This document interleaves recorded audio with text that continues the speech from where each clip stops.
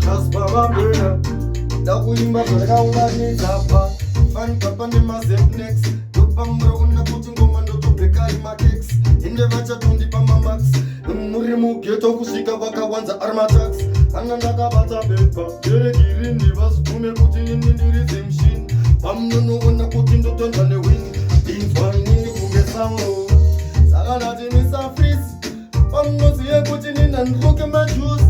svikira vapati chusi kwese vandopfeka jusi hatibvunze jisi unobvunza kana stachim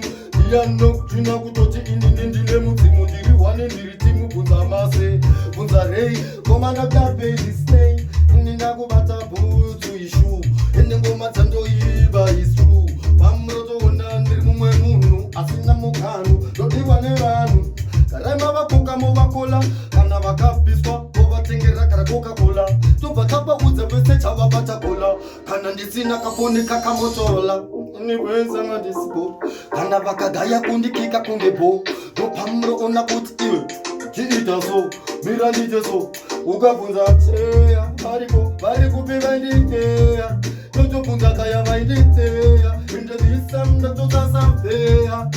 tiripo pamusoro pemadenga sepandikake ndopamuroona pandopambarapikasep saka ndabvaudza ndakabuka vhurake ndobva tavatuna kuti ngoma ndakutopinza mushepi ndakudzosera zvinhu zvisepatasa ndakabuka this time ndova pasi tangira kwese kumabhesi kana kugasa kusvikira vakundipapanda magaza ndakutobata maki maloko ndobva ndakwaudza kuti paya vaiti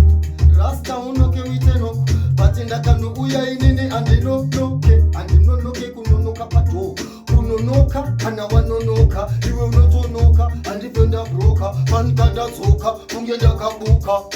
future yangu kungere brighter vese nyinyi chavabata taita tokaudza kuti kusiyana zvita fanka wedzwakwemba zvita ndiri mkuru wemagita indikani ndinogena ndaexplaina saka mtaona fanka mvura iyaya ndichareina zichavapena